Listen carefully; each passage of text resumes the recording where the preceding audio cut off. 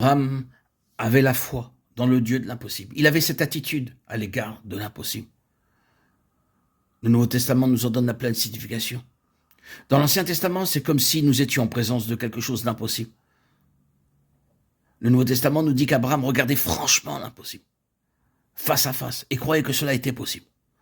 Son attitude face à l'impossibilité que représentait Isaac prouvait qu'il y avait quelque chose de plus que juste de l'imagination. Il y avait quelque chose de puissant, le sentiment très conscient de sa destinée.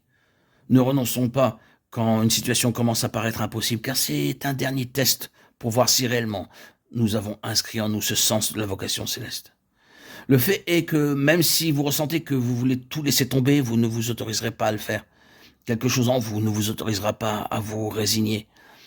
Vous avez été sur le point d'écrire votre lettre de démission 100 de fois. Encore et encore, vous avez dit « je vais arrêter cela, je ne peux plus continuer davantage, je suis au bout du rouleau ».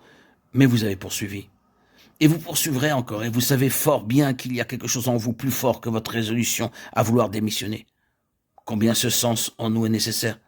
La preuve est alors faite que ce quelque chose ne vient pas de nous-mêmes, mais de Dieu, par la puissance qui agit en nous. Éphésiens 3:20, c'est cela qui l'atteste. Abraham avait une grande capacité d'ajustement quand il faisait des erreurs, car cet homme, ce pionnier, a fait des erreurs, et de bien grandes erreurs. Quelle est la tentation d'un serviteur de Dieu ou de quelqu'un qui a une responsabilité et qui fait une terrible erreur? La réaction immédiate est souvent celle-ci. Oh, je ne suis évidemment pas fait pour cela. Je ne suis pas appelé pour cela. Dieu s'est trompé de personne. Je n'étais pas destiné pour cela. J'aurais mieux fait de trouver une autre activité. Mais bien qu'Abraham ait fait des erreurs, elles étaient très graves. Il y a des échecs et des défaillances douloureuses, non excusées dans la Bible, montrées telles qu'elles étaient jamais gommées par Dieu. Elles sont bien là, dans les récits bibliques, et non pas seulement dans le récit de la parole écrite, mais dans les annales de l'histoire. Considérons Ishmaël aujourd'hui. Tout lui était clairement montré, et c'est ce qui permettait à Abraham de réagir et de s'ajuster. J'ai fait une erreur en descendant en Égypte, mais je ne veux pas m'apitoyer sur moi-même et refuse de tomber encore plus bas. Je retournerai. J'ai fait cette erreur concernant Ishmaël, mais je dois revenir et récupérer le terrain perdu. C'était un grand homme dans le domaine du redressement et de l'ajustement, et cela malgré ce qu'il était en lui-même. Qu'est-ce que tout cela veut dire? Il y avait le travail d'une force céleste en cet homme.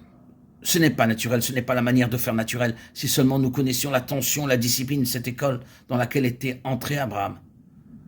Je ne cesse jamais de m'émerveiller quand je lis Paul relatant Abraham. Et sans faiblir dans la foi, il ne considéra point que son corps était déjà usé, puisqu'il avait près de 100 ans et que Sarah n'était plus en état d'avoir des enfants.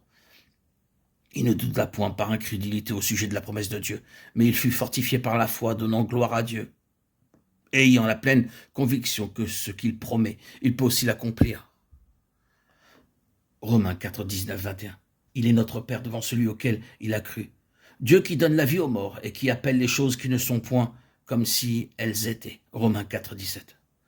Il prouvait sa foi en liant son seul fils et en prenant le couteau pour le tuer. Un instant de plus et le fils dans lequel étaient concentrées les promesses aurait été mis à mort. Je dis que je suis stupéfait.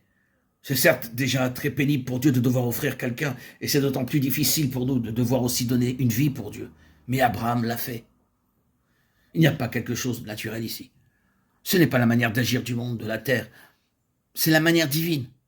Abraham défriche, initie la voie céleste.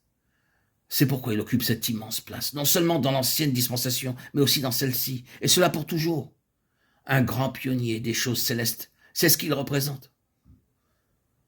Cela peut expliquer la manière dont nous sommes traités par rapport à notre propre existence. Dieu a besoin de telles personnes en ces jours de terrible baisse du niveau spirituel, de cette tendance spirituelle de l'Église à se conformer aux standards du monde. Avec de bonnes intentions peut-être, même des motifs purs, mais adoptant néanmoins le cadre et la manière d'agir de ce monde pour réaliser un travail céleste. Il doit y avoir une réaction à cela, et il doit y avoir des vases qui puissent prouver que ce n'est pas nécessaire d'aller vers ce monde. Le ciel est suffisant pour toute chose.